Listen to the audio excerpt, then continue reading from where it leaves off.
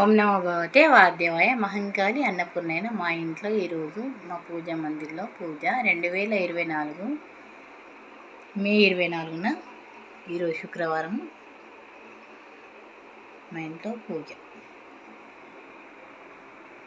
ఓం నమో భగవతే వాసుదేవాయ. ఓం నమో భగవతే వాసుదేవాయ.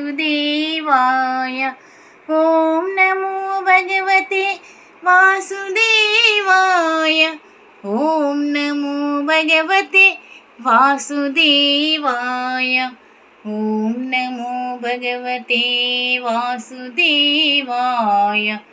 ఓం నమో భగవతే వాసుదేవాయ. ఓం నమో భగవతే వాసుదేవాయ.